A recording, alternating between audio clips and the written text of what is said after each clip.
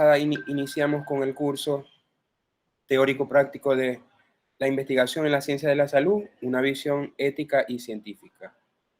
El día de hoy vamos a dar paso al siguiente curso, vamos a iniciarlo, el curso teórico-práctico, investigación en ciencias humanas y sociales. Las ponentes y los quienes nos acompañarán en este curso son la doctora Luz Marixa Reyes, la cual está presente. Bienvenida, profe. La doctora María Montiel, que no la veo en este momento conectada, la profesora Dalia Plata y la profesora Raima Rujano. Yo creo que vamos a iniciar inmediatamente. Bueno, yo soy el doctor Julio Carrullo, también formo parte del staff de profesores que vamos a estar impartiendo el curso teórico-práctico de investigación en ciencias humanas y sociales. El día de hoy vamos a iniciar con la primera actividad. Recuerden todos que esta es una actividad que se va a realizar a través de esta plataforma de Google Meet en el horario comprendido ya que deben tener la mayoría de los participantes. El día de hoy, bueno, vamos a iniciar ya el curso inmediatamente. Voy a compartirles la pantalla. Bienvenida, profesora Dalia, ¿cómo está? No la escucho, profe, está silenciada. Buenas tardes, Julio, un gusto. Bueno, estupendo este encuentro número 2 y bueno, seguimos con la programación en el marco de la celebración, pues, de, como bien usted lo señaló, del estudiante universitario venezolano. Adelante, bueno, me Julio. permito compartir. Muchas gracias, profe Dalia. Voy a compartir en este momento la pantalla. Recuerden que cualquier pregunta que puedan hacer o que deseen hacer algún comentario, pueden hacerlo a través del chat que va a estar activado para que puedan enviar todas sus preguntas e inquietudes por allí. Mientras los demás participantes se integran, voy a ir compartiendo y vamos a iniciar la actividad inmediatamente.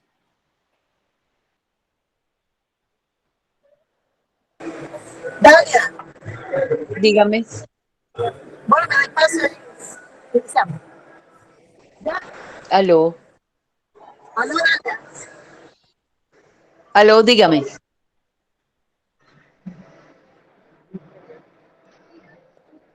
No te escucho. Buenas tardes. Quiero saber si ya se observa completa la presentación. Ok. Buenas tardes, Luz. Buenas tardes. ¿Qué me quieres decir, Luz? Por favor. Bueno, que ya podemos ver. Profe Dalia, ¿se ve la pantalla? Sí se ve, ¿cómo Ya no? se ve la Tienes la presentación. imagen del vice académico Okay. de Luz. Bueno, vamos a iniciar inmediatamente el día de hoy con la programación del curso teórico práctico Investigación en Ciencias Sociales y Humanas. El día de hoy voy a hablar sobre las fuentes de información, temas fundamentales en lo que respecta al proceso de investigación científica, sobre todo en el proceso inicial, donde me estoy planteando el problema y con lo cual voy a tener o a buscar referentes teóricos que me vayan a sustentar y a delimitar mi trabajo de investigación al momento de realizarlo, sea un proyecto de investigación. Bueno, yo soy el doctor Julio Carrullo, soy médico cirujano y especialista en metodología de la investigación y especialista en cirugía ortopédica y traumatología. Tengo un fellowship de hombro y codo. Formo parte del equipo de RIELU como coordinador científico humanístico. Y pues el día de hoy voy a estar compartiendo con ustedes la información de este curso respectivamente. Bueno, para hablar sobre la fuente de información, primero debemos entender el proceso de investigación como paso para poder obtener toda la información teórica que me va a permitir armar mi proyecto de investigación o anteproyecto de investigación para posteriormente obtener mis resultados sustentados. Voy a pedirle a todos, por favor, que puedan silenciar sus micrófonos para poder continuar. Este proceso de investigación, ya sea en las ciencias básicas o en las ciencias médicas, me va a permitir avanzar en mi plan de realización del proyecto o en mi ruta de elaboración del proyecto, teniendo la sustentación teórica ya sea del estudio o el tema seleccionado por el investigador. Ahora bien, para realizar la sustentación teórica de este estudio, es importante comprender que existen dos etapas ya descritas, y la pueden observar, descrita por Hernández Sampieri, quien refiere que se puede realizar a través de la revisión de la literatura, el cual comprende una búsqueda de todos los hallazgos teóricos sobre el tema en cuestión, o la adopción de una teoría o desarrollo de una perspectiva teórica para poder realizar mi sustentación teórica del proyecto de investigación. Ahora bien, cuando entendemos esto, es importante para poder avanzar, diferenciar lo que es un documento de una fuente. Antes de hablar de fuentes de información, tenemos que diferenciar que un documento es cualquier soporte que representa algún tipo de información. Por el contrario, una fuente es un documento u objeto que suministra información útil para construir ciencia. Entendido esto, ahora, ¿qué son las fuentes de información? Esto es muy variado porque podemos encontrar muchas definiciones con respecto a las fuentes de información, pero estos son diversos tipos de documentos que contienen información para satisfacer una demanda de información o conocimiento específico. Esto nos va a facilita en la revisión de la literatura para poder nosotros sustentar teóricamente nuestro proyecto de investigación. Ahora bien, el señor Rodríguez define que las fuentes de información son los recursos necesarios para poder acceder a la información y al conocimiento en general. Por su parte, Maranto González refieren que son un instrumento para el conocimiento, la búsqueda y el acceso a la información. Podemos encontrar diferentes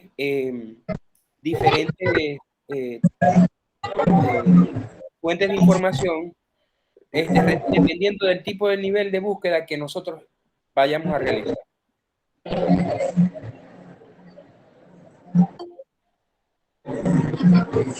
Ahora bien, ¿cómo se clasifican las fuentes de información según Hernández Sampieri?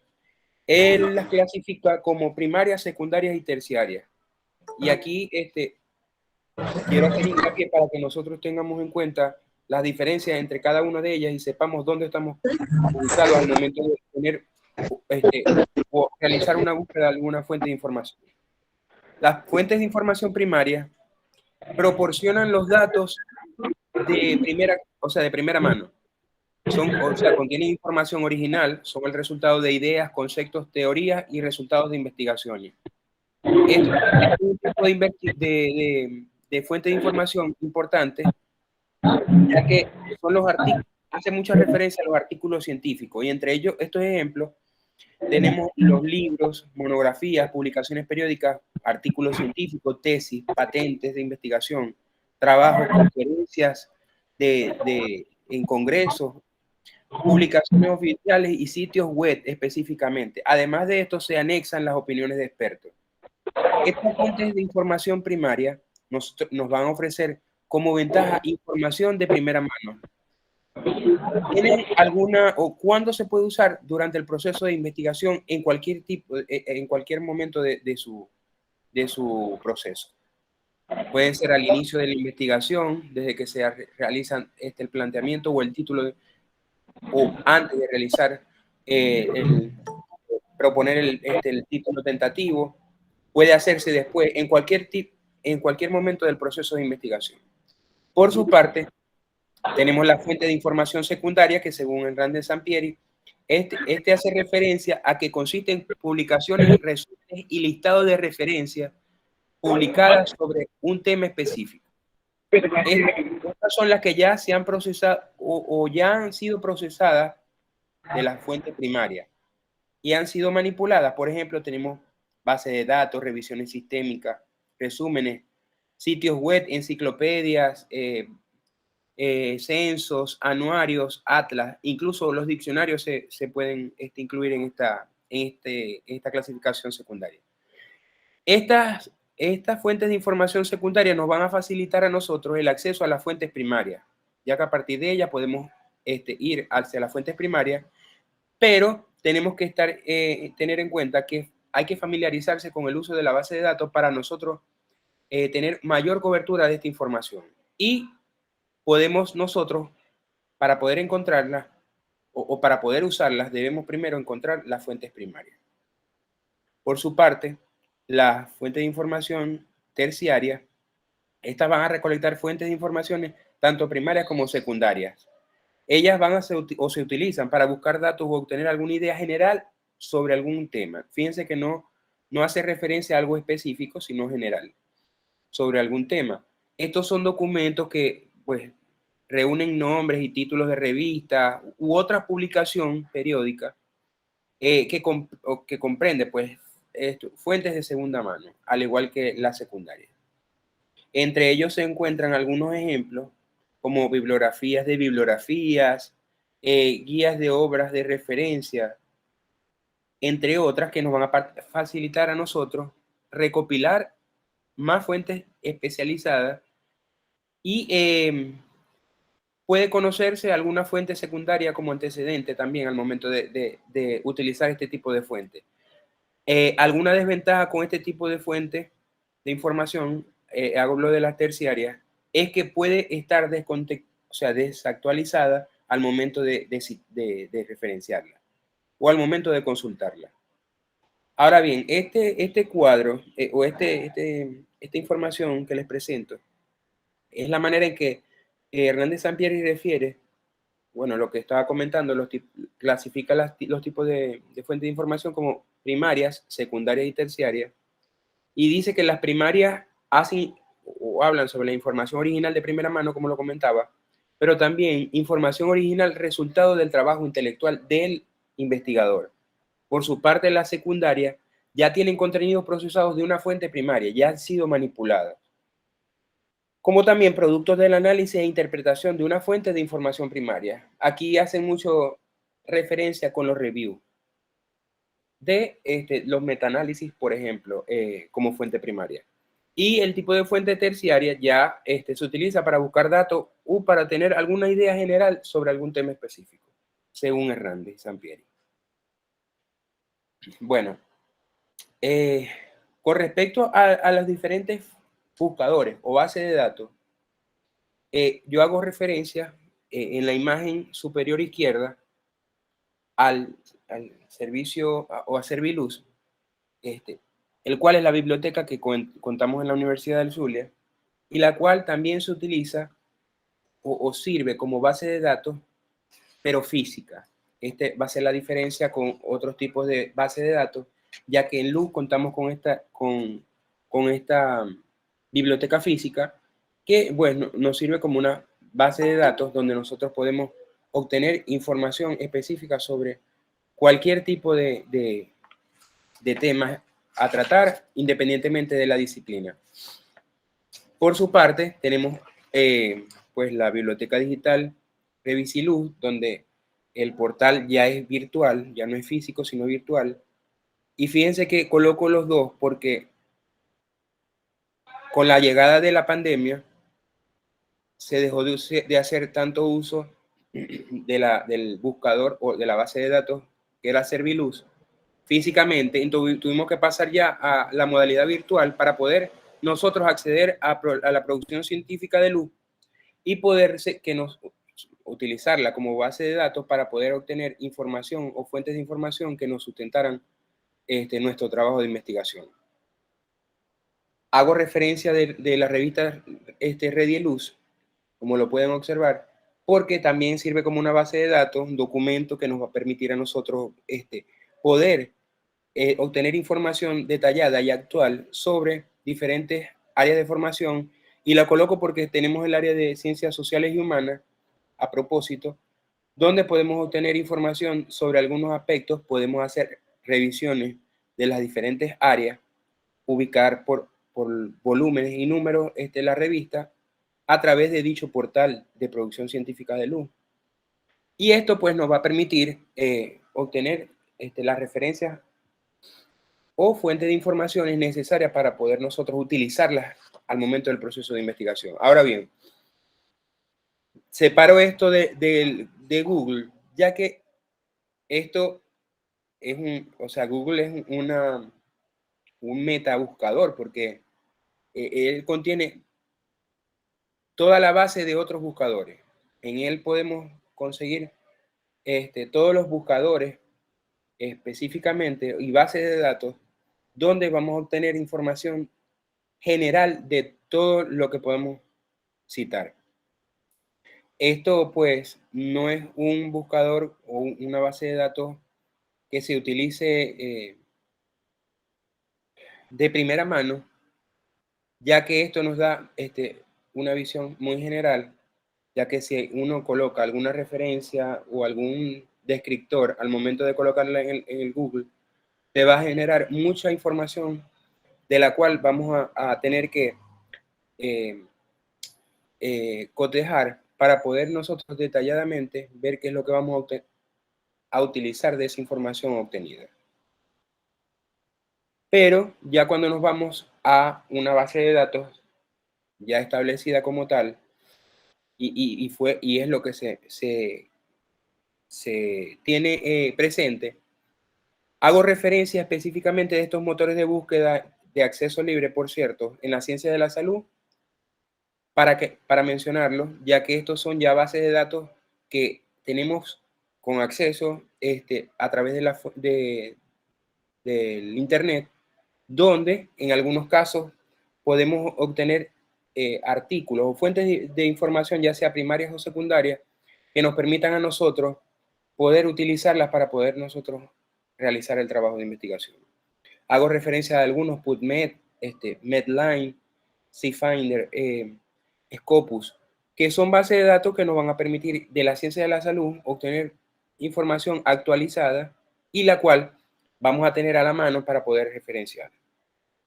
Pero la ciencia de la salud, de ciencias sociales, perdón, tiene también sus buscadores académicos de los cuales se apoya. Tenemos el Google Académico, Redalyc, RIFSEC, Dialnet, Cielo, ERIC, Academia, Base, los cuales en algunos casos permite descargar su artículo al momento de realizar una búsqueda de algún tema específico, y nos va a permitir a nosotros facilitar el acceso a fuentes de información primarias que han sido referenciadas, trabajos como metaanálisis, donde nosotros vamos a tener mucha información al respecto. También hago mención de estos porque los tenemos en Internet, pero también tenemos otras fuentes especializadas como la Organización Mundial de la Salud, Organización Panamericana de la Salud,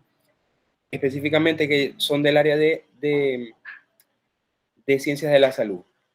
Por ejemplo, Medline, como hacía referencia ahorita, y PubMed permiten pues de recopilar todos los trabajos de investigación o artículos publicados que se han actualizado. En este caso, los buscadores académicos que tenemos y que presento en este momento nos van a permitir a nosotros buscar en las áreas de las ciencias sociales todo lo referente a dicha área.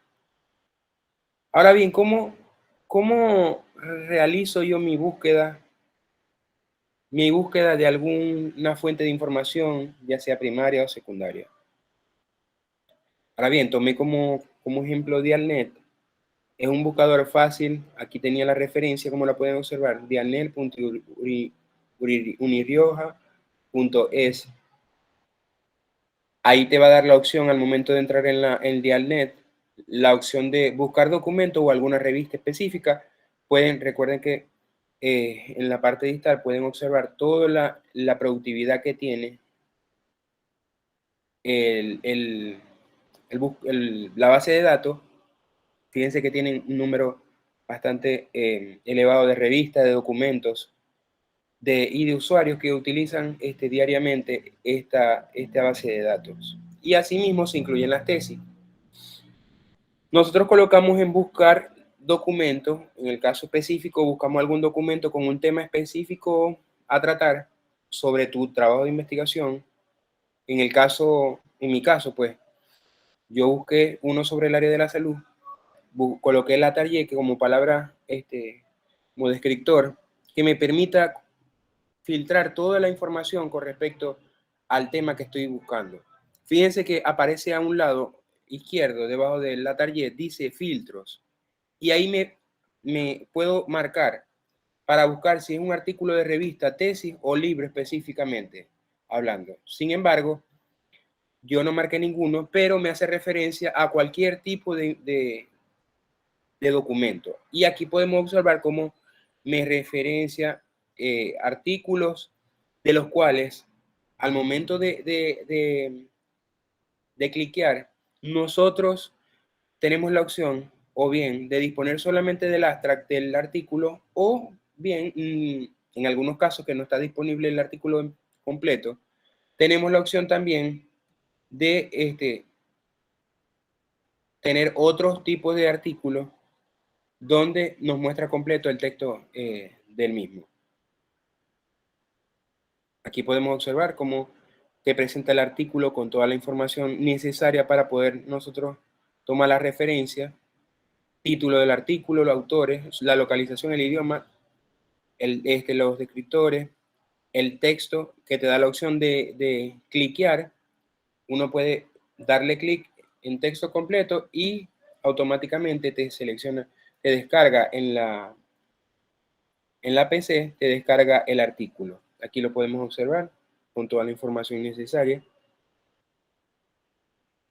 Piense que además de eso, en Venezuela también contamos con bastante, así como la Universidad del Zulia, pues hago referencia de un artículo que busqué en la página de la revista de la Sociedad Venezolana de Ortopedia, donde publiqué el año pasado, y pues solamente con hacer referencia en búsqueda, colocando mi apellido o el tema a tratar, que era una fractura supracondilia de húmero, automáticamente el buscador me permite ubicarlo sin ningún problema. Pero para avanzar, es importante que nosotros elijamos o saber elegir la fuente de información más apropiada para nosotros y para nuestro estudio. Ahora bien, fíjense que esta pirámide que se presenta con respecto a las fuentes de información nos referencia desde el pico donde se inicia la búsqueda, pero tenemos desde lo más alto hasta lo más bajo, que es la base naranja, donde dice estudios, que hace referencia a otro tipo de estudios. No solamente aquí entran estudios publicados en revistas como PubMed, LILAC, sino también, específicamente en de la ciencia de la salud o de la medicina basada en evidencia, pero la traigo a colación porque fíjense que es importante que hace referencia que a mayor acercamiento a la punta de la punta de la pirámide, donde dice el sistema, es mayor el grado de confiabilidad y menor riesgo de sesgo del trabajo.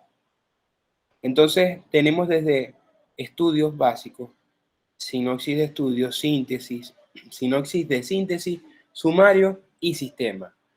Esta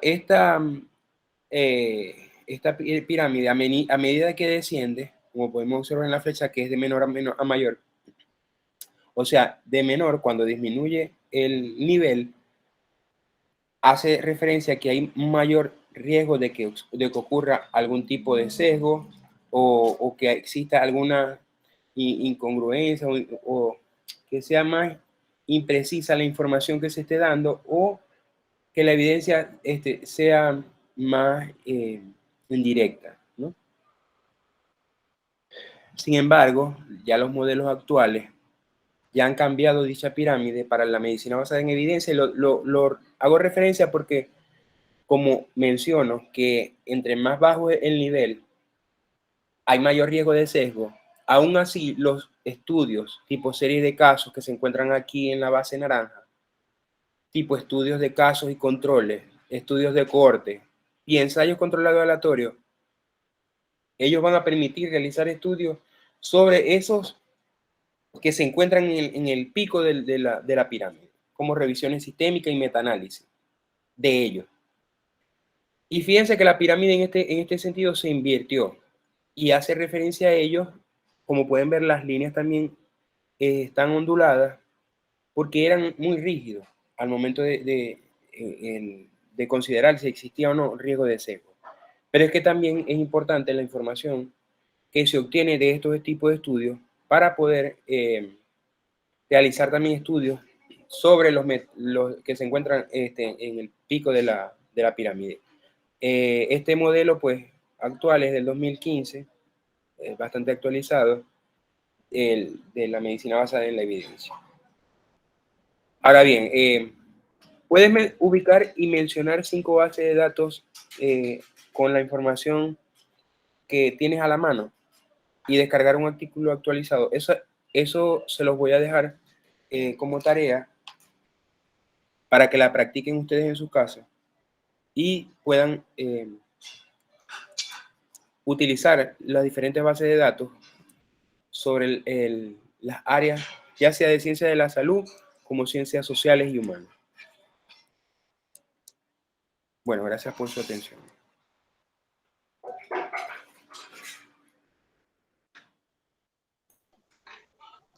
Bueno, muchas gracias a la disertación realizada por el doctor Julio Carrullo.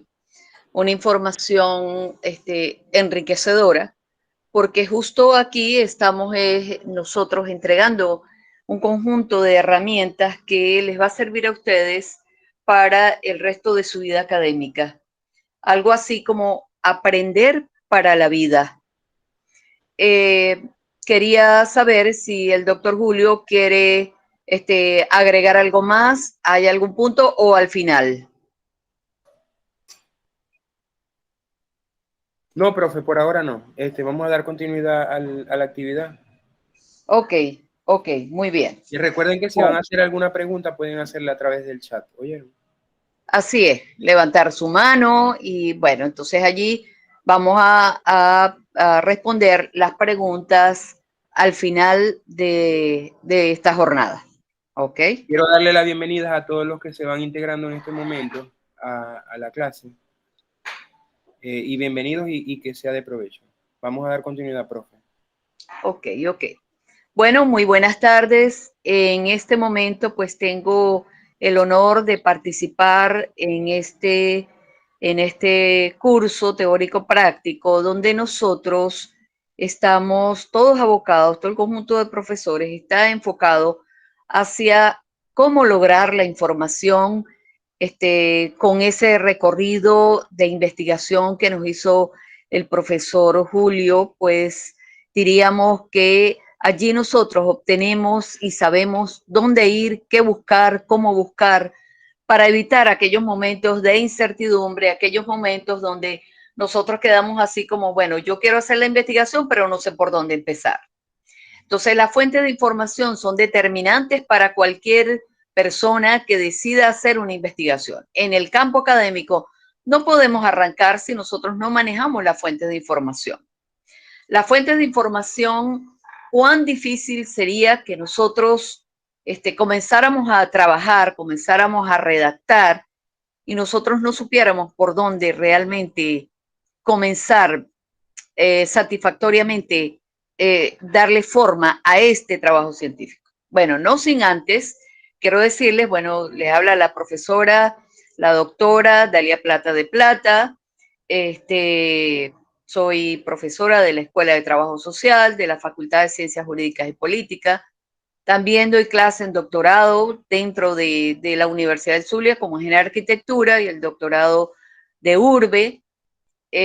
Soy investigadora a nivel C, soy asesora Condes, estoy desde el año 2010 con la gente de Redieluz y eso me ha dado muchísima experiencia, muchísima sabiduría y me ha guiado, si se quiere, por los mejores caminos, en el constructo que uno consigue dentro de la vida académica, que no es nada fácil, pero que cada uno de nosotros lo va construyendo. Así que bueno, bienvenidos. Vamos a trabajar en la tarde de hoy con las normas APA y la aplicación y estilo. A ver, sabemos nosotros que podemos tener la buena intención de comenzar a trabajar, pero díganme ustedes, por favor, ¿cómo lo logro y por cuál es el camino inicial favorable para conseguir esa información? Hay información, pero está muy dispersa. Entonces, las normas APA, fundamentalmente, su oficio se refiere a que cada uno de los investigadores, cada uno de los trabajos, pues tenga sus propias normas. Unas normas que van a ser igual para todos, que esa va a ser la guía, nuestra mano derecha en relación a ver cuáles son los puntos que debo cubrir. Ahí nosotros comenzamos a hacer esa parte académica de sumar experiencia, para los que ya hemos iniciado. Para muchos de ustedes que están en el camino de formación de pregrado, entonces, bueno, jóvenes, es que ustedes vayan al punto correcto, que ustedes ya vayan familiarizándose con ese conjunto de normas. Entonces, las normas APA son, diríamos que, las encargadas de darle forma, de darle la presentación, de ir acorde con la dinámica científica que se maneja a escala global. Aquí hay varias cosas antes de comenzar. Lo primero es que las normas APA para nosotros en el contexto de América Latina son sobre las que trabajamos realmente. Tal vez en otras partes, en otros campos de estudio, las normas comienzan a cambiar. Cuando en el caso del profesor Julio, el doctor Julio decía que en el campo de la medicina sí, porque el estudiante de medicina tiene que asumir normas dentro de esas mismas normas, pero que ya están enfocadas, direccionadas al campo de la medicina o de ciencias de la salud. Entonces ellos desarrollan una investigación estupenda, agarran esas herramientas, las dominan, pero evidentemente ellos tienen, diríamos que todo el que está a escala global trabajando haciendo una investigación científica en el área de ciencias de la salud, pues diríamos que es como un lenguaje que ellos manejan y esas son las normas que aparecen a escala global. A ver, ¿qué pasa para los que no estamos en las ciencias de la salud? En las ciencias sociales y humanas, también nosotros tenemos y aplicamos las normas APA. Y estas normas nos permiten entonces conducirnos siempre y cuando nosotros tengamos el cuidado de aplicarlas. Por eso son normas, porque las normas se hicieron para cumplirlas. A ver, no sé si José Pulgar me puede colocar, por favor, la diapositiva, la número 2, donde nosotros, sin embargo, no hay problema. Yo la tengo aquí en mi laptop y podemos trabajar mientras se coloca la diapositiva. ¿Qué son las normas APA? Las normas APA, sus siglas obedecen a American Philosophical Association. Eso quiere decir que es la Asociación Americana de Psicología. Entonces allí nosotros por eso hablamos de las normas APA. Son un conjunto de directrices diseñadas para facilitar una comunicación clara y precisa. Publicaciones académicas, especialmente en la citación y referenciación de fuentes de información. Entonces ya nosotros vamos apuntando de manera directa, ¿cómo voy a escribir? ¿En qué condiciones? ¿Y qué debo cumplir para ese trabajo de investigación que vaya con esa presentación de esas normas, las normas APA? Vamos a escuchar a la profesora Luz Marixa que levantó la mano. Adelante, profesora. Profa. Profesora Luz, adelante. José quedó sin conexión para lo de la... diapositivas, pero después se envían. Ok, no hay problema, profesora. Gracias por informarme. Gracias, profe. Yo se las había enviado a él. No hay problema, no hay problema. Aquí en mi casa, desde mediodía hasta las 3:30, no hubo energía eléctrica. Yo estaba muy pensativa por eso. Pero bueno, felizmente tenemos ya recobrado el servicio. Ok. Bueno, entonces, las normas APA en el ámbito de la ciencia y de las investigaciones científicas, existe un extenso protocolo que indica cómo llevar a cabo los trabajos, pero también cómo publicarlos y con qué reglas. Entonces, fíjense ustedes cómo va acompasado todo el trabajo científico. Va a haber un hallazgo, vamos a encontrar resultados, pero ¿de qué manera? Tiene que ser de manera sistematizada. Tiene que haber todo un conjunto de reglas que se apliquen para que sean más, diríamos, que lleguen más rápidamente a lo que significa nuestros lectores. Entonces, y los científicos, y en el momento de hacer una publicación, mire que esas normas determinan y dan la posibilidad de que nosotros publiquemos. Si no cubrimos con esas normas, déjeme decirle que las revistas científicas, las revistas indizadas, las revistas arbitradas, lo primero que te van es a rechazar el trabajo porque no cumple con determinada normativa. Entonces, como ustedes estarán visibilizando desde este momento, necesitamos, requerimos de manejar y de seguirnos, dejarnos llevar por las normas APA, la 7ª versión, que es la que estamos manejando, que es la que está vigente, de manera tal que cuando nosotros entreguemos esa investigación, cuando nosotros tengamos esa posibilidad de revisar un trabajo científico, pues realmente el trabajo científico está normatizado, está con su estilo, está revisado, está, diríamos, evaluado. Entonces, en las revistas científicas, a ver, cuando también se publican no solo artículos, sino también los ensayos también deben cumplir con las normas establecidas, en este caso, APA 7ª versión. ¿Cuál es el objetivo de las normas? ¿Para qué sirven esas normas? ¿Será acaso un capricho, una forma que toda la gente se puso de acuerdo para nosotros trabajar esto? No. Las normas APA tienen como objetivo avanzar en la creación, comunicación y aplicación del conocimiento, en este caso pues, psicológico, porque era de ellos, pero se puede aplicar, cubre a todos los campos del conocimiento para poner en beneficio de la sociedad y el progreso de la vida de las personas. Entonces, fíjense ustedes cómo el objetivo de las normas es precisamente avanzar y en la creación, comunicación y aplicación del conocimiento. ¿Al servicio de quién? De la comunidad. Los trabajos científicos que se hacen, ¿cuál es el fin? ¿Para que me resuelvan un problema en términos personales? No. Para que nos resuelvan un problema en términos étnicos. Allí eso puede ser, porque las minorías étnicas tienen su propia vida antropocéntrica, antropológica, ¿ok? Pero la mayoría de las investigaciones descansan precisamente en obtener resultados para beneficiar a la humanidad, para beneficiar a la comunidad. Verbigracia, fíjense ustedes, los protocolos en el año 20 y en el año 21, cuando vivimos la pandemia, ¿qué ocurre con esa pandemia al principio? Que nos llevó al confinamiento, a nosotros estar allí encerrados y producir y buscar otras vías. Evidentemente, una vía apropiada fue la digitalización, la virtualidad. ¿Y qué hacían los que estaban responsables? En este caso, los médicos estaban buscando la manera de lo más rápido de ellos crear una vacuna contra el COVID-19.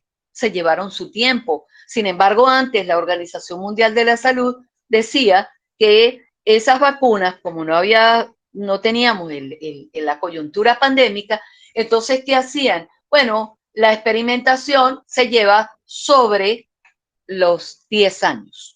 Entonces, a los 10 años era cuando una vacuna ya estaba apta para el servicio, para resolver un problema de salud pública. Hoy en día fue mucho más rápido. En este año 20, en la década, en el año 2020, 2021, esos médicos trabajaron incesantemente para conseguir la vacuna. Tuvimos la vacuna. La mayoría estamos vacunados. Entonces, ¿qué ocurre? Que ahí hubo un protocolo científico donde se logró realmente obtener frenar, en lo que cabe, frenar esa pandemia que estaba cobrando muchas vidas. Entonces, la idea central es que en los casos de las normas APA, son las normas que vamos a emplear, que vamos a obtener toda una información y que nos conducen. Sencillamente, debemos tomarla en cuenta para nosotros tener éxito al compartir, al llevar esa información, al presentar el trabajo. Y también tengo que decirles aquí el cuidado, y con un paréntesis muy grande, de las normas que tiene cada institución. En este caso, nuestra Universidad del Zulia tiene las normas de publicación de sus trabajos. Entonces, ese es otro aspecto que más adelante vamos a abordar. ¿Qué ocurre entonces?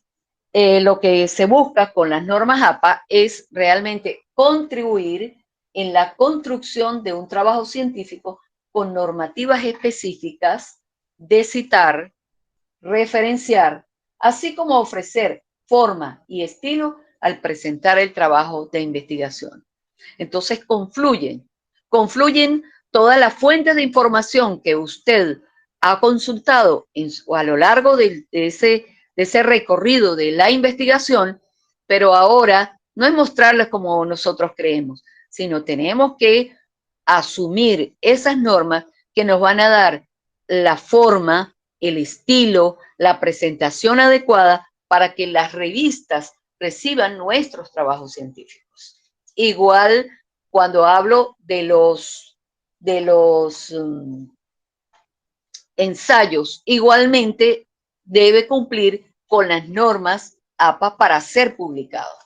Igual esos ensayos también van todos revisados, van todos leídos, ¿ok? Que el ensayo, más que todo, está enfocado a una persona que tiene experiencia, que está versada en determinado campo y se puede dar el lujo de traer a colación parte de su experiencia, su investigación como tal, la postura epistémica o la postura del autor con respecto a un determinado tópico. Entonces, que tiene validez científica. Por supuesto que sí. Lo ideal son los artículos científicos, porque eso tiene toda una estructuración. Entre esa estructuración hay resultados, que esos son los que tienen peso y esos son los que se van a compartir no solo con las comunidades científicas, sino también con la comunidad lectora de determinada franja de campo de estudio. Ciencia de la salud, ciencias sociales y humanas, tecnología, innovación, entre otros. ¿Ok? Aquí, bueno, aquí vamos ahora a graficar un poco, a ver cómo se presentan los trabajos. Quiero puntualizar, vamos a abordar la parte de las normas. Cualquiera de ustedes me puede preguntar, ¿cómo hacemos entonces? ¿O atendemos las normas de la Universidad del Zulia o atendemos las normas APA? Quiero decirles algo.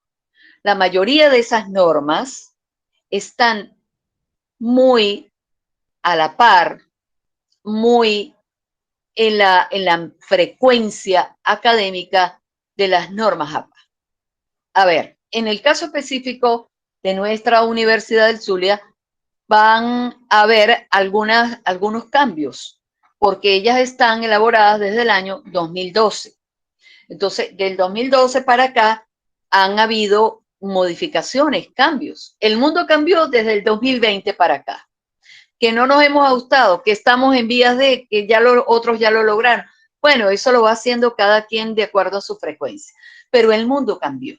Entonces, en este caso, cuando ustedes, en el caso de los estudios de pregrado, ustedes, los profesores, le van a mandar a hacer trabajos y esos trabajos les van a decir siempre, tomen en cuenta las normas de la universidad y las normas APA. Pero las normas APA, pues, son las últimas que tienen una información de hace 2, 3 años, ellas están operando las revisiones, ¿ok? Las normas APA séptima versión. Entonces, en primera instancia, a ver, ¿cuánto debo escribir en una página tipo carta de BOM base 20? ¿Por dónde comienzo a escribir? ¿Cuáles son los márgenes que vamos a tener?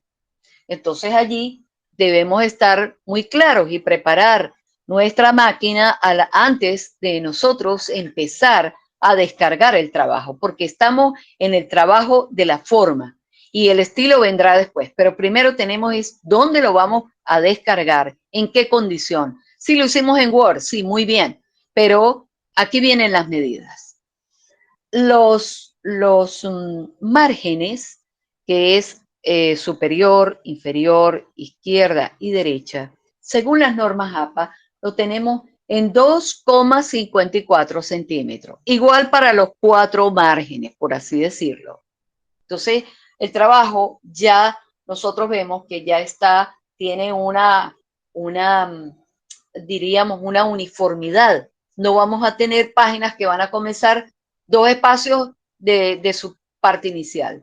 No, sino ya todo eso está con una medida. Entonces, sabemos que todas las páginas de ahí en adelante, desde la fachada, desde el frontispicio, desde la parte del portal, nosotros tenemos que guardar esa normativa. Muy bien, comienza el texto. ¿A cuánto espacio? ¿Cuál es la sangría? La sangría es ese espacio que uno deja antes de comenzar en un párrafo en términos comunes y tradicionales.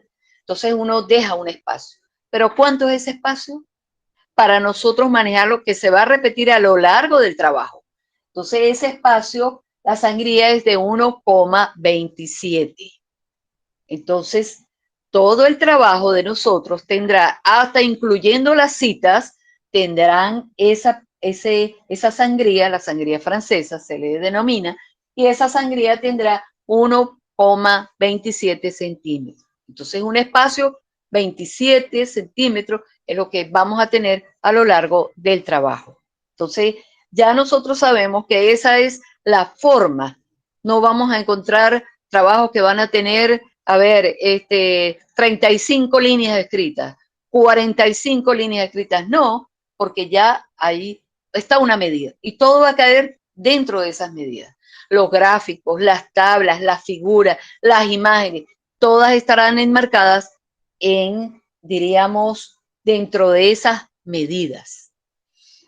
No se recomienda, oído, que a veces nos pasa, no es recomendable para el momento de tablas, para el momento de una imagen, de una fotografía, para el momento de una tabla, que le quede en 2 hojas. No, usted va a mostrar ese gráfico, esa tabla, usted lo va a mostrar en una sola, que se pueda perfectamente ver lo que usted está mostrando allí.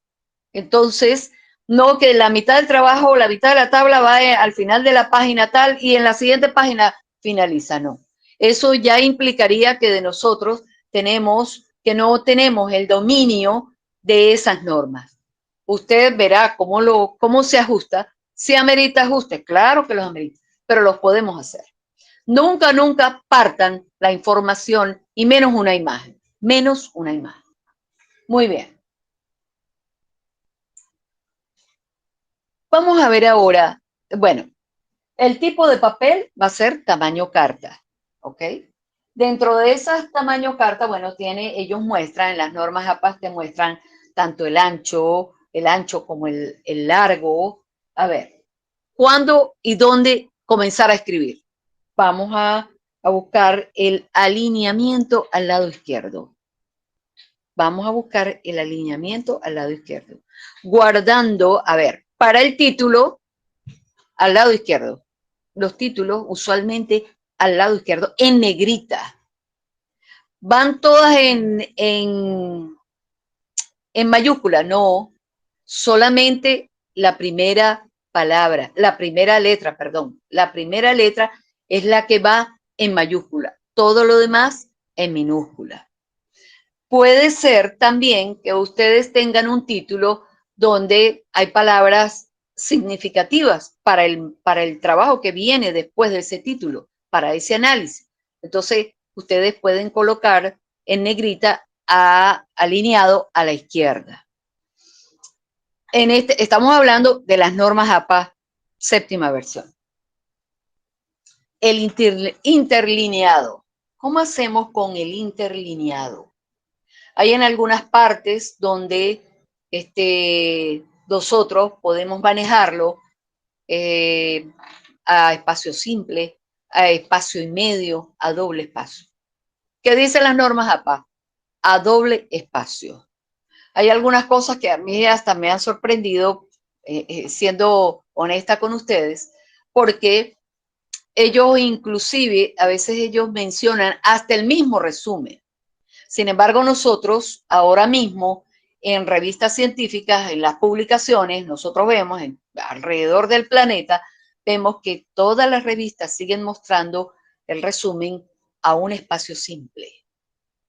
Pero ellas dicen que va a ser con todo, incluyendo hasta las citas, que ya vamos para allá. Bueno, lo que quiero puntualizar con esto es que el interlineado es a doble espacio. Entonces, hay que tener bastante cuidado cuando gracias José Francisco por ayudarme con la diapositiva. Ok, más adelante, es la siguiente. Cuando nosotros estamos realizando el trabajo y queremos escribir, pero eso te lleva a que primero descanse la vista, porque la vista también de leer y leer tan seguido, pues realmente se hace cuesta arriba una lectura. Entonces, no podemos depender de un cansancio del ojo que esté cansado y entonces diga, bueno, vayan a ver cosas que a lo mejor, claro, se cansó la vista y ya están muy ajustadas, muy pegadas esas líneas, y entonces a veces hasta puede la parte subjetiva del cansancio, lo dejo hasta allí. Entonces, ¿qué es lo que tenemos que hacer? Bueno, si lo dejamos en doble espacio, la vista lee más cómodamente, más relajada, y entonces, por supuesto que de aquí en adelante nuestros trabajos siempre tendrán doble espacio. ¿Ok? Aquí hay excepciones. Bueno, toda regla tiene su excepción. A lo mejor un profesor pide un informe y le dice en una cuartilla a espacio simple. Bueno, eso lo determinó el profesor, totalmente respetado, totalmente académico. Eso lo determinó él en ese momento. Pero van a hacer una publicación en la revista de su facultad o de su escuela o quieren compartir el conocimiento en otras latitudes, entonces usted debe ajustarse, sí, a las normas APA. En el caso de medicina, pues a las normas que se establezcan de acuerdo pues a la latitud. ¿No? Entonces el mundo asiático, el mundo europeo, en la parte estadounidense, que esa es la que tiene más afín con nosotros, dado pues el contexto americano, y en el contexto de América Latina, porque aquí también pues se forman médicos, evidentemente que es así. Pues. Muy bien, tipo de letra. Allí ha variado, tenemos más amplitud. En los tipos de letra tenemos el Calibri, 11 puntos, Arial, 11 puntos, Lucida Sans Unicode, 10 puntos, Georgia, 11 puntos, y Time New Roman, 12 puntos. Entonces nosotros podemos, el profesor, les puede decir a ustedes, bueno, vamos a utilizar tal tipo de letra. Usualmente para las revistas científicas, aunque están las normas también de las revistas, que también hay que tomarlas en cuenta, y esas nos van a dar, diríamos, el pasaporte para nosotros tener la posibilidad de compartir el conocimiento en esas revistas.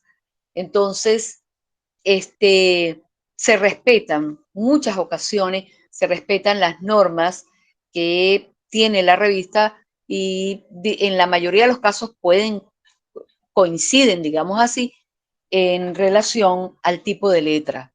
A ver, vamos a la casa. En la revista Redieluz tiene sus propias normas, como todas las revistas científicas, y ella solicita allí Arial 12. Entonces ustedes me pueden decir, ajá, profesora, ¿cómo hago aquí? O la revista me dice Arial 12, pero la norma JAPA me habla del Time New Roman 12 o del Calibri 11. ¿Cómo hago aquí? Pues si usted está trabajando y su aspiración es publicar en la revista Redieluz, usted va a hacer el trabajo con Arial 12. Mientras más estemos cerca mientras más estemos en disposición de cumplir con las normas de la revista, tenemos mayor probabilidad de publicación. Mientras estemos nosotros no muy claros, aplico o no aplico, entonces usted no va a tener, mejor dicho, no tiene la probabilidad de que le publiquen nunca. Entonces nosotros en las normas tremendamente respetuosos y guiarnos en este caso por las que tiene la revista. En muchas ocasiones, las revistas van haciendo esos ajustes, ¿sí? Pero no es fácil que todas las revistas comiencen a hacer esas modificaciones, ¿no? Las revistas son autónomas, las revistas científicas son autónomas. Las revistas científicas están, a ver, ahí si se quiere, un cordón umbilical con los índices internacionales, que son los que miden desde la periodicidad hasta esos trabajos, los tipos de letra que aportó ese artículo a la comunidad científica, qué aportó hacia la comunidad propiamente dicho. Pues todos vivimos en comunidad. Entonces, lo que les quiero puntualizar aquí en este aspecto es que nos ajustamos a las normas de la revista. Pero si usted va a hacer un trabajo para una materia X, usted lo puede hacer perfectamente cumpliendo las normas APA, como usualmente lo dicen los profesores, bajo las normas APA. Entonces usted lo haría en Time New Roman 12 y está bien, está cumpliendo con lo establecido en las normas. Muy bien. El formato APA en la presentación de trabajos escritos. ¿Dónde va la numeración?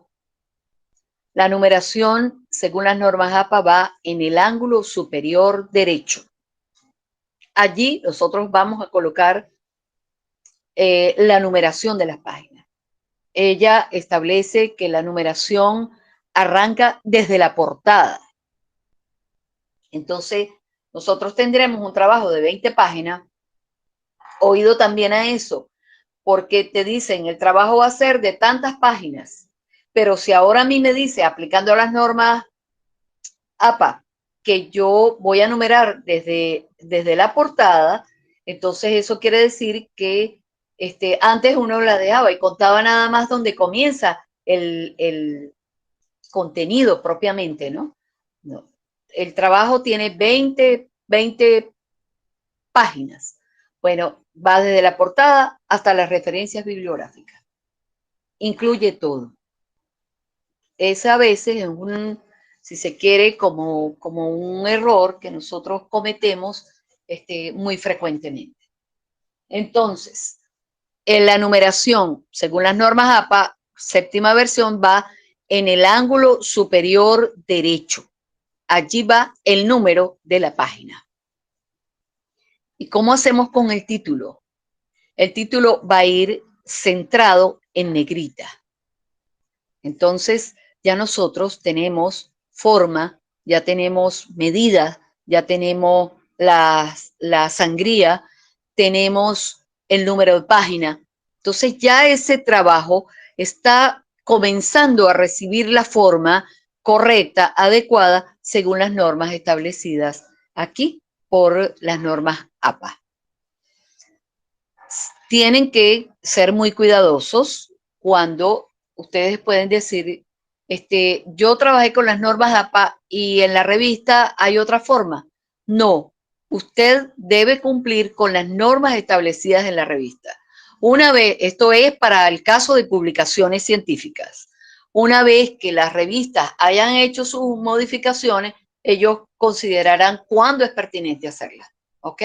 Porque el punto está cuando nosotros a veces no sabemos y nos perdemos. A ver, ¿cómo hago? Aplico una sí y en otras páginas no. Usted va a seguir las normas, en este caso, de la revista.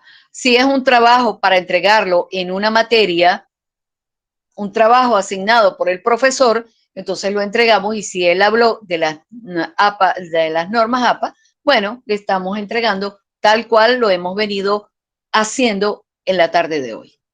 Entonces, bueno, ahora, ¿qué ocurre? Vamos a citar. Eso es una de las partes medulares donde a veces nosotros creemos manejarlo todo y a veces no es así. Y cambiamos. A veces nosotros nos damos a la tarea de que, bueno, vamos a hacer este trabajo, pero yo le voy a hacer algunas modificaciones porque viene el yo creo. Y en las normas no hay yo creo. En ninguna normas existe el yo creo. Entonces, usted, todos los que estamos en pregrado, todos los que estamos en posgrado, sabemos que nos ajustamos a las determinadas normas. Ya el profesor, el catedrático, el facilitador nos dirá por cuál es el camino que nos vamos a guiar para presentarle el trabajo. Entonces, en este caso, estamos con las normas APA. A ver, la cita es un texto, es una expresión parcial de ideas con referencia al origen de la fuente. ¿Ok? La cita ofrece información del autor y año de publicación. Aquí vienen entonces las famosas preguntas. Le coloco la P, son 2 puntos, le coloco el paréntesis, va con todo el nombre y apellidos y paréntesis y pare de contar, o solamente el año. Entonces aquí ellos son muy específicos y ellos nos dicen realmente cómo es que se pueden hacer las citas. En primera instancia, a ver,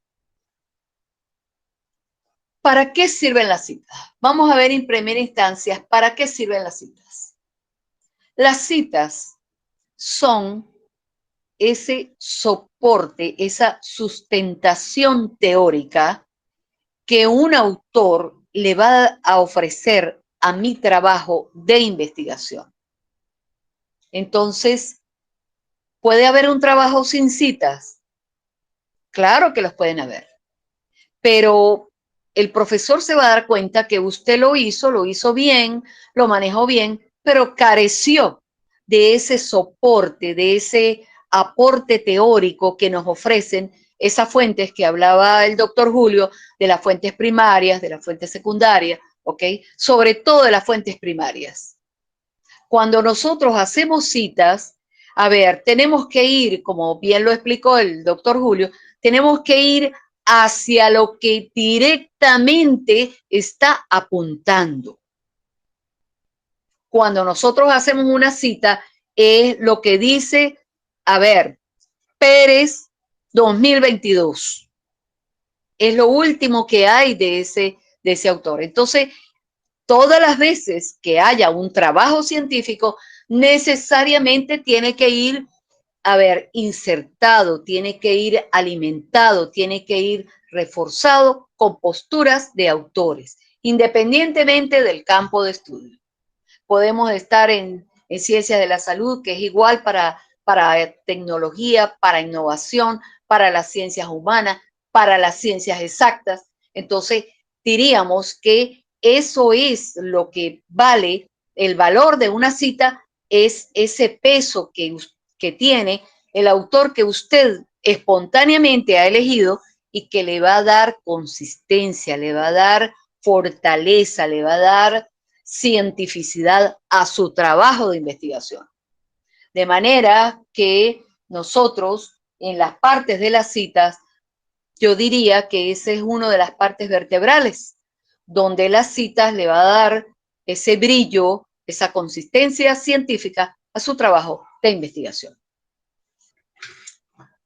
Cuando nosotros hablamos de las citas, vamos a las citas, unas citas que a veces nosotros las vemos que están, unas citas que son sencillas, unas citas, había algo que quería decirles antes, pero se me pasa. A ver, las citas, hay distintos tipos de citas. Hay citas narrativas, como lo dicen las normas, y hay citas textuales. Cuando nosotros, hay citas de 40 palabras, hay citas con más de 40 palabras. No podemos tener citas de 100 palabras. No es recomendable si usted va a tener un trabajo científico, una tesis en este caso, y la cita va a llegar, va a pasar de 100 palabras, usted de 40 palabras, usted necesita un permiso del autor. Usted no puede tener una página completa de un autor y colocarla allí en su trabajo de investigación. Eso sería una falta de respeto a ese autor y una falta de respeto académica de usted para con el resto de la comunidad, de su profesor, de sus asesores, de toda la gente que está allí trabajando contigo. Que uno en esos trabajos, en las tesis, por ejemplo, tú no trabajas solo, tú trabajas con un equipo. Entonces, ese equipo de profesores, a ver, en nuestra red de luz, nosotros publicamos allí trabajos científicos donde está el profesor con sus estudiantes. Extraordinario, porque todos son autores de ese trabajo que están compartiendo a escala mundial.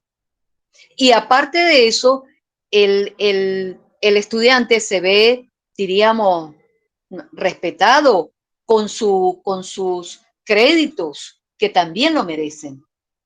Entonces, en Red y Luz, ¿cómo hacemos para nosotros trabajar con todos esos artículos que tenemos en nuestra revista? Bueno, precisamente ese trabajo, ese acompañamiento, toda esa gente que hay allí más sabidas que otras en distintos campos. Entonces, ¿qué es lo que quiero decir? Que no te van a dejar hacer una cita de 100 palabras, de 500 palabras.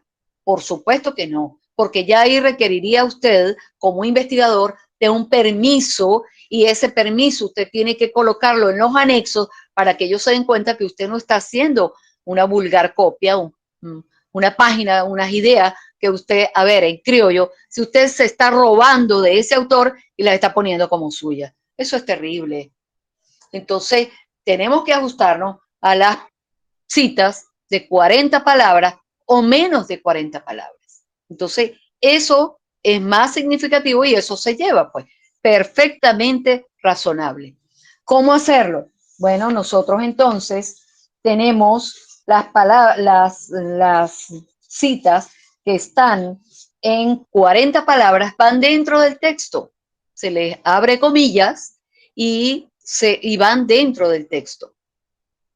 Si en este caso el autor, nosotros podemos colocar el primer apellido del autor.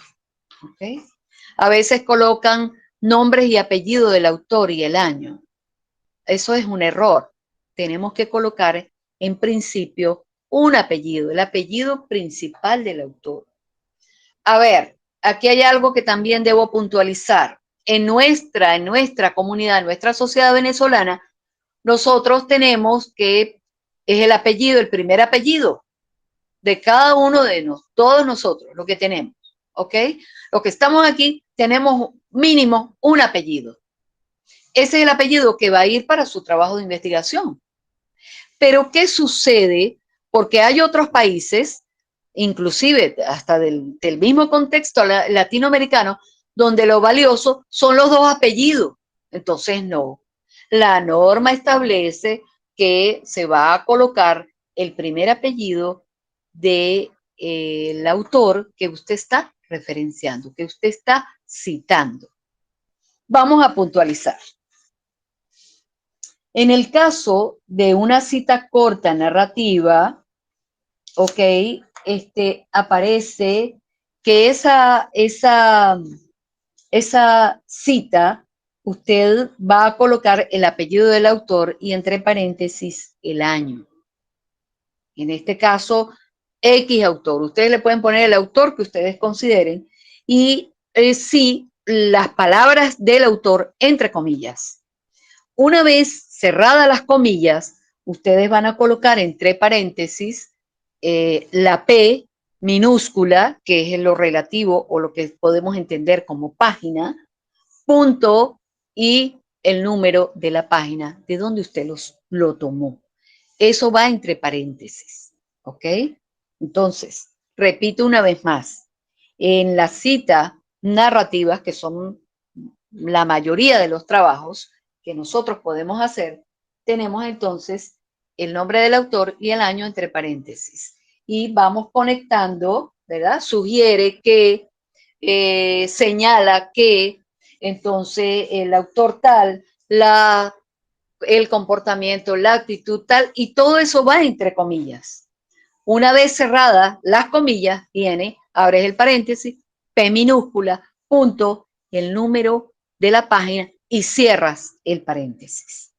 De allí, usted después, oído, cuando nosotros hacemos esas citas, es significativo que ustedes después de ese paréntesis hagan una argumentación. Ustedes pueden darle la interpretación de manera tal que ustedes van tejiendo esa escritura científica. A veces queda el trabajo corto, uno frena mucho cuando quedó la cita allí y algo así como que no hubo explicación. Pues se respeta la postura y bien, o sea, el engranaje entre el trabajo que va desarrollando el investigador y va insertando las citas que le van dando el soporte a la investigación como tal.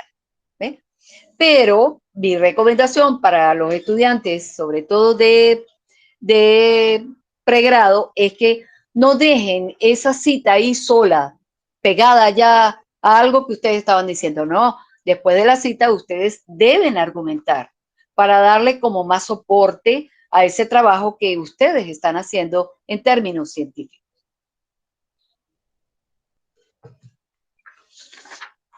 Tenemos entonces esas citas, son pequeñas, son con máxime 40 palabras. En esas 40 palabras se cuentan todos, jóvenes. Se cuenta los sustantivos, los artículos, las interjecciones, las preposiciones, los adverbios, todo eso se cuenta. Entonces no es que nosotros vamos a contar solamente los sustantivos que son los que, y algunos calificativos que puedan haber, esos son los que tienen peso, los demás no, jóvenes. Ahí se cuenta todo en las citas y tú vas a contar hasta 40. Entonces usted dice, no, pero son demasiadas las palabras. Entonces yo lo que voy a hacer, hay dos caminos allí, dos caminos. Un camino es que usted entonces parafrasee al autor. Igual tiene que colocar la identificación del autor y usted lo parafrasea. ¿Qué quiere decir parafrasear? Pues usted toma la idea del autor y usted la va entretejiendo con sus propias palabras. Pero esa idea no es suya. Esa idea usted la tomó prestada del autor que usted está citando en este caso. ¿Sí? Entonces allí nosotros podemos hablar de una cita parafraseada. La otra es que usted diga, como investigador, usted diga, bueno, yo voy a hacer una cita con más de 40 palabras. Entonces esa cita de 40 palabras tienen que salir del texto, de esos párrafos que nosotros llevamos. A ver, un párrafo donde usted puede desarrollar, recuerden que se desarrolla una idea por párrafo. Entonces en ese párrafo puede alcanzar las 10 líneas, las 12 líneas. Usualmente 10 líneas. 10 líneas. hay trabajos que ustedes los ven totalmente ordenados, ¿ok? Hay trabajos que usted los ve muy desordenados. Entonces hay gente que te hace párrafos de 2 líneas, párrafos de 5 líneas, párrafos de 12 líneas. Y hay otros que hacen la cuartilla completa es un párrafo. También hay gente que escribe así. Entonces, porque yo tengo que decir todo lo que está en mi tesis, por ejemplo. No, no, eso perdió forma, eso perdió ahí, así a doble espacio, eso cansa la vista, cansa el ojo y tampoco eso no tiene ninguna forma. Entonces, nosotros tenemos que ser muy racionales, muy con sentido común, donde usted tiene que hacer una cita de más de 40 palabras, usted la va a sacar, la va a colocar, la va a insertar manteniendo la sangría, ¿ok? Mantiene la sangría y allí también se va a aplicar el doble espacio. Antes uno las hacía a espacio simple, ¿ok? Pero hoy en día, según las normas APA, usted lo puede hacer en doble espacio. Entonces lo que yo veo es que sí se busca que haya que ayude a la persona que está leyendo el trabajo, le va a facilitar esa lectura. No es que va a ser más sencillo, sino que para efectos de lectura es como mucho más cómodo para el ojo, para el globo ocular. Entonces, la persona lee con más amplitud y con más, si se quiere, hay menos estrés para leer. Entonces, eso es importante que nosotros lo tengamos claro. ¿Qué ocurre entonces? Las citas de más de 40 palabras se escriben aparte del texto, con sangría, sin comillas, sin cursiva y con interlineado doble. Al final de la cita se coloca, estoy leyendo, al final de la cita se coloca el punto antes de los datos y recuerde que en las citas con menos de 40 palabras el punto se pone después. De manera que se comienza una cita de este tipo en una nueva línea y se mantiene la sangría del 1.27 centímetros, ¿ok? Eso se mantiene. Desde el margen izquierdo, en la misma posición que un nuevo párrafo. Estoy hablando de las citas que están por encima de las 40 palabras. Si hay párrafos adicionales en la cita, pues entonces esa sangría, por supuesto que hay allí otras vías que podemos tomar. Pero de momento, esto es un trabajo muy completo, pero que mi propósito aquí es mostrarles el punto focal de lo que en la mayoría de las ocasiones nosotros tenemos para un trabajo de investigación. ¿Qué es lo más granado y lo más frecuencia es número de veces que nosotros utilizamos en los trabajos de investigación? Hacia eso es lo que estoy apuntando. Son trabajos muy completos, es un trabajo muy bueno, tiene mucha información, pero nosotros pues lo estamos enfocando en este punto. Hay algunas cosas que quiero también puntualizar con ustedes. En este caso está referido hacia las partes de la bibliografía. En la bibliografía, las normas tienen su propia condición, tenemos que ser cuidadosos a la hora de descargar la información en la bibliografía. Pueden haber algunas cosas. En primera instancia, cada vez que ustedes, en el caso de un trabajo científico, tanto para pre como para posgrado, vamos a ir montando las referencias bibliográficas que nacen de esos trabajos que hemos citado, de esos trabajos que hemos parafraseado.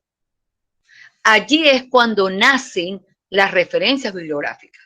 A veces nosotros vemos trabajos que hay que ser muy cuidadoso porque vemos trabajos donde la gente a veces cambia la información o a veces puede haber algún equívoco que es totalmente entendible el poder equivocarse. ¿Por qué no? Somos humanos, jóvenes, somos humanos. Entonces, a ver, en el texto del trabajo conseguimos un autor que tiene una fecha de 2008, por decir algo, 2008. Pero en las referencias bibliográficas, cuando se revisa, tiene 2018. Entonces, ¿cómo hacemos nosotros cuando revisamos esos trabajos, que son artículos en la mayoría de las ocasiones? Entonces uno, a ver, la equivocación está o es el 2008 o es el año 2018. Entonces nosotros vamos hacia lo que es Internet, ubicamos el apellido del autor y ubicamos la referencia que colocó allí el articulista. Entonces allí vemos nosotros si realmente era y puntualizamos el año como tal.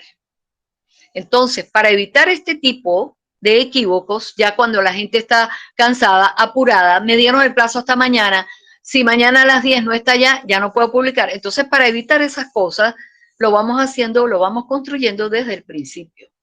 Entonces, en primera instancia, nosotros podemos abrir otra página, podemos abrir una carpeta si queremos, y colocamos referencias bibliográficas. Las referencias bibliográficas entonces van por orden alfabético, van por el apellido, van con muchas hoy en día son utilizadas, las tomamos de los distintos plataformas. Entonces nosotros tenemos que dar cuenta de esa información, de dónde la tomamos. Dice que cada vez más nosotros tenemos que ser más transparentes con esa fuente que nosotros utilizamos. ¿Dónde la consiguió? Bueno, fue una revista de X parte del mundo. Entonces, a ver, ¿dónde está esa revista? Debe aparecer en algunos de esos metabuscadores que nosotros estamos, pues, con frecuencia empleándolos. ¿Ok? Entonces, ojo con eso. Ojo con las referencias bibliográficas. Hay algunas revistas que son un poco más rígidas y usted tiene que decir la hora y la fecha cuando usted recuperó esa información. Lo de recuperar es una terminología. No es que se perdió el trabajo y usted lo recuperó después de hacer tantos malabares. No, no, no, no. La recuperación, usted coloca la información, estoy hablando de las referencias bibliográficas, y usted coloca allí recuperado de 2 puntos y viene toda la información de la página, toda la información de donde usted tomó digitalmente esa información. Y adicionalmente, eso te lo piden, a qué horas lo recuperó y la fecha cuando usted lo hizo. Hay muchos que eso no lo piden, pero aquel que considere pertinente, que le digan a usted y le enfatice, por supuesto que toda la bibliografía que sea del campo digital, usted tiene que colocar toda esa información en esa condición como ellos lo piden. A ver, en la parte, aquí no sé si me voy a dar a entender como yo quiero. En algunos, cuando se consultan diccionarios, usualmente en pregrado usted puede colocar que consultó un diccionario especializado en X área. A veces hay algunas revistas, esto hablo para la gente de posgrado, a veces es un poco, hay algunos árbitros pueden cuestionar las consultas de los diccionarios. Sin embargo, es una fuente, a ver, la RAE, que es la que más utilizamos nosotros, los diccionarios de la Real Academia Española, que es la RAE, bueno, precisamente ellos son los que están en la palestra y nos ponen al día en todos esos cambios, la aceptación de nuevos términos, la aceptación de nuevos vocablos, ¿verdad? Que a veces uno los escucha y uno dice, No lo puedo creer, no me cuesta mucho que mi oído acepte el nuevo vocablo de, y allí está. Pero bueno, nos tenemos que ajustar a los cambios que existen en todo lo que es el mundo académico. El académico es el que tiene esa plasticidad cerebral para ir adaptándose, para ir haciendo los cambios y, bueno, familiarizarse, porque definitivamente a lo mejor yo hoy le digo que esto es lo que manejan las normas APA séptima versión. A lo mejor mañana hay otra postura científica y dice que la aceptada y que la mejorada y que la que está aceptada es otra forma. Entonces, tendríamos que nosotros estar andando en eso y ajustándonos a los nuevos cambios, a los nuevos ajustes. Eso es lo que tenemos que hacer y más en el mundo académico. Bueno, jóvenes, hay algunas cosas que me gustaría trabajarlas, pero que como no tengo ahorita la parte digital, que no las he montado. Yo tengo que ser sincera también con todos ustedes. No es que no. Yo llegué allí hasta la diapositiva número 7 y adelanté lo que teóricamente en las teorías, en las citas que que les mencioné. Algunos trabajos sobre la bibliografía. Pero yo quiero que me den un espacio para la próxima sesión que nosotros tenemos y cerrarles las partes, sobre todo de algunos puntos que yo considero pertinentes que ustedes deben llevarse con la información completa. Estoy atenta a sus comentarios, a sus preguntas. Vamos a comenzar el ciclo de preguntas, tanto para el doctor Julio Carrullo como para mí. Entonces, bueno, ya ahora ya no soy facilitadora, ahora asumo el rol de moderadora. ¿De acuerdo? Muy bien. Las preguntas, a ver, doctor Julio, hay algunas preguntas para usted, Maima, también. A ver, preguntas.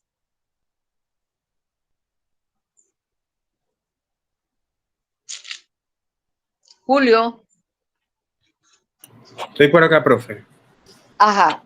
A ver, le formularon algunas preguntas. Bueno, en el chat no hay ninguna pregunta. Ajá, por Hacen una aquí, pregunta ajá. aquí. Querían saber qué consideraciones deben tener al momento de hacer citas con sistema numérico. Ajá. Puedo responderla yo si quiere, profe. Sí, cómo no, claro, los dos podemos. Ok, cuando hace referencia al sistema numérico, ya nos estamos alejando de las normas APA. Eso ocurre mucho con las ciencias de la salud, donde se utiliza el paradigma positivista enmarcado con las normas de Vancouver, que son las que más se utilizan en esta ciencia. Si hace referencia a ella, yo creo que pudiéramos hacer otro espacio para explicarlas mejor, porque hay mucha diferencia con respecto a la manera de citar las APAs con respecto a las Vancouver, que es al sistema numérico que haces tu referencia. Pero bueno, ese es otro tipo de cita. Se aleja y es muy evidente en un trabajo o un artículo de la ciencia de la salud, donde podemos observar inmediatamente cuando estamos trabajando con las normas de Vancouver, es fácil identificarla por el sistema o la forma de citar. Sin embargo, yo creo que pudiera considerar, partiendo de allí, si es un trabajo de las ciencias de la salud, bajo paradigma positivista, que es el que trabajamos, la mayoría de las revistas en su normativa solicitan las normas de Vancouver para el sistema de citación. Entonces, eso teniéndolo claro. Las normas de APA no son tan usadas en la ciencia de la salud como las de Vancouver, Sin embargo, hay muchas de, de las revistas científicas donde, en el caso de nosotros, en Redieluz, nosotros en nuestra normativa de la revista solicitamos artículos con referencias con las normas APA. A veces es un poco difícil desligar o modificar la forma de citar de las ciencias de la salud cuando se va a publicar en una revista que no es del área o es más del área social o de las ciencias humanas que solicitan las normas APA. Entonces hay que convertir la manera de citar, trabajarla primero, porque hay que adecuarla a las normas APA. Pero si es al contrario, que solicitan las normas de Vancouver, ya es otro sistema diferente al que estaba haciendo referencia la profesora Dalia. Yo creo que pudiéramos, en otra oportunidad, dar un espacio para compartir las normas de Vancouver, que son muy usadas también en el área de la salud y aquí hay muchos de los participantes que son de dicha área. Yo considero que aquí tenemos muchos estudiantes del área de ciencias de la salud. Tenemos varios estudiantes que son precisamente de la Escuela de Medicina. Entonces, sería bueno que se le diera la información de manera tal que fuese más una fortaleza y que ellos ya llevan la información, diríamos, de cuándo usarlas, cuándo hacer ajustes, y que esas son realmente, ese es como, a ver, me atrevo a decir que sería parte de ese lenguaje, diríamos, global que que maneja la gente que está en ciencias, diríamos, en las ciencias médicas, porque tienen tienen sus propias normas y aparte de eso, son muy particulares. Yo veo que hay artículos en la revista Redieluz donde la gente tiene que hacer como la conversión, digamos así, o hacer el ajuste a las normas que pide la revista Redieluz. Así sabemos que ellos utilizan unas muy particulares, que eso es a escala global, pero también entendemos que si hay que hacer un ajuste, evidentemente, si usted quiere que se publique en determinado órgano de difusión científica, usted tiene que ajustarse a las normas de esa revista. Ajá. ¿Alguien más? ¿Alguna pregunta? ¿Alguna duda?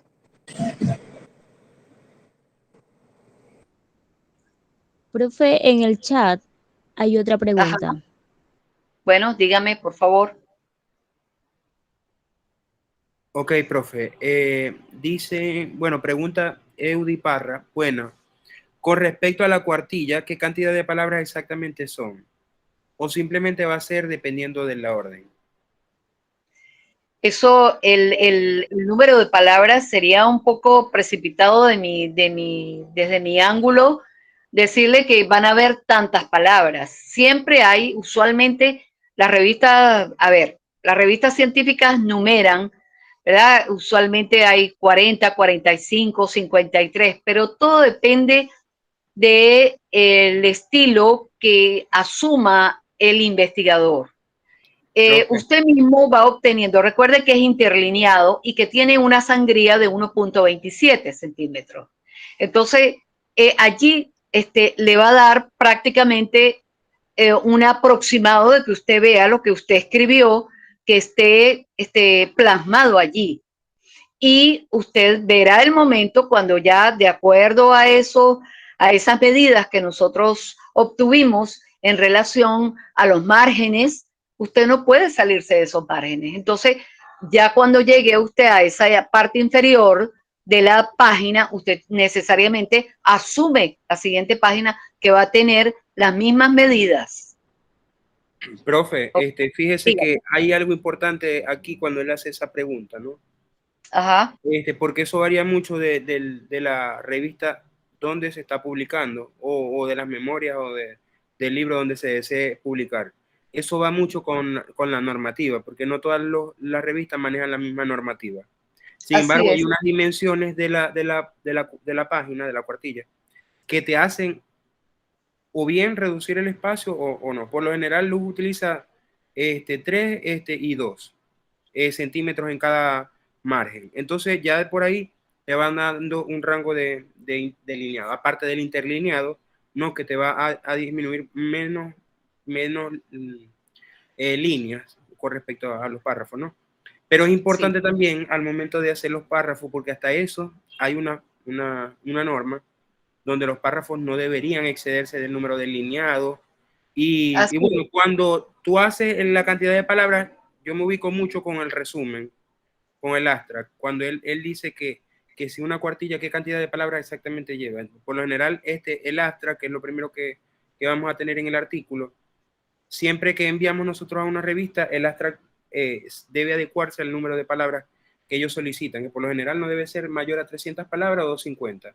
Y en el caso de ciencia de la salud, a veces es hasta 100 palabras que piden. Entonces, muy reducido las palabras que vamos a colocar, pues menos de 100.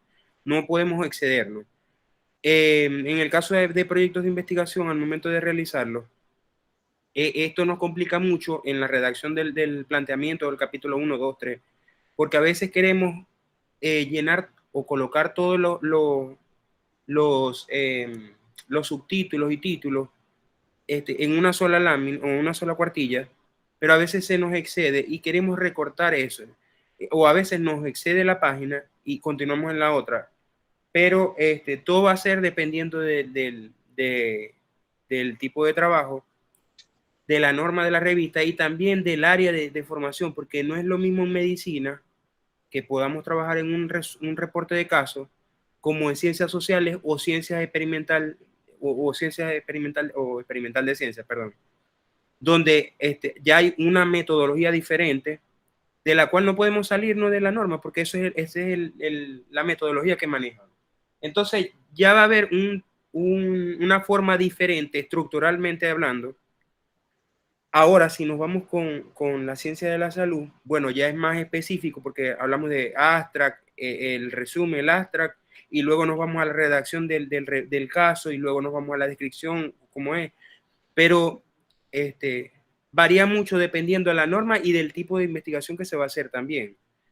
La profesora Dalia comentó algo importante que era la manera de citar. No es lo mismo hacer una cita textual, hacer una paráfrasis de alguna cita o algún comentario adicional a veces la profesora Dalia lo comentó muy bien.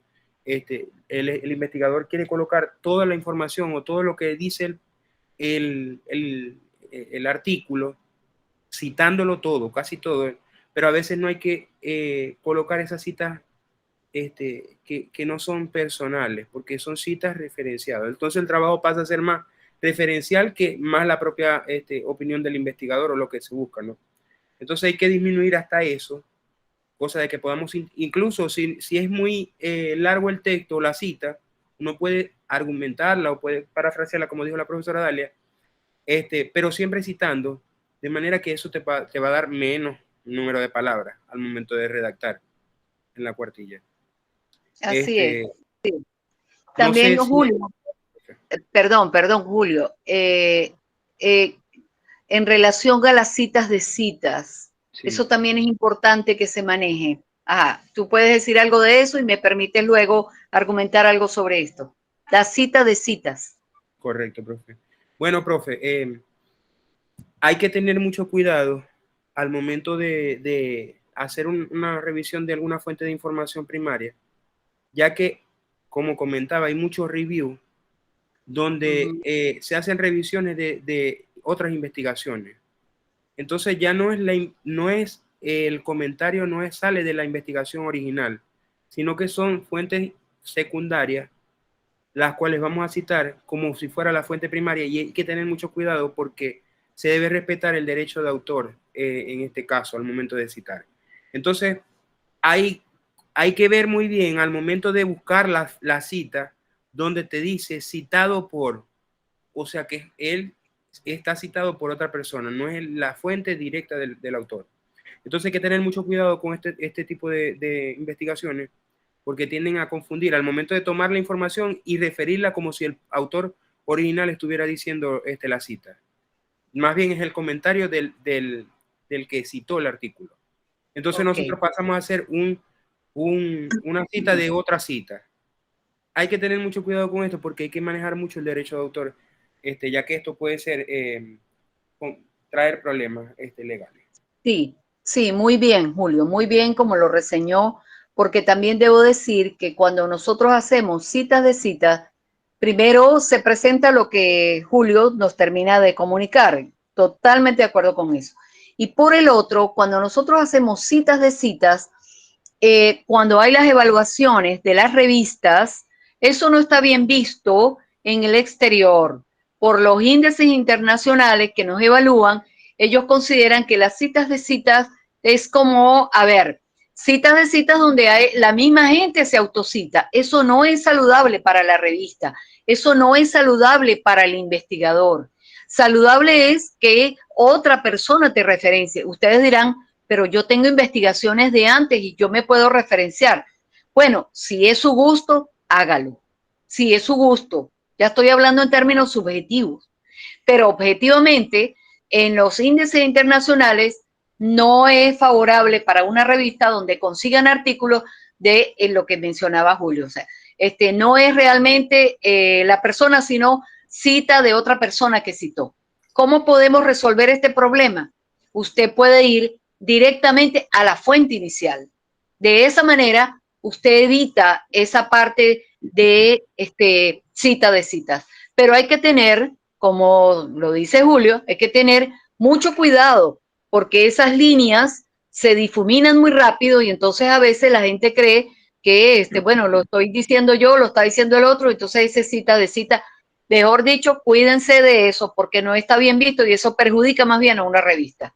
Es lo que quiero decir. Muy bien, profe. Ale alzó la mano, no sé si tiene alguna pregunta. Buenas tardes, ¿cómo estás, Ale? Hola, Ale. Hola, hola, buenas tardes. Quería Buenas tardes. acotar, o mejor dicho, enfatizar la importancia de que comunico, ¿no?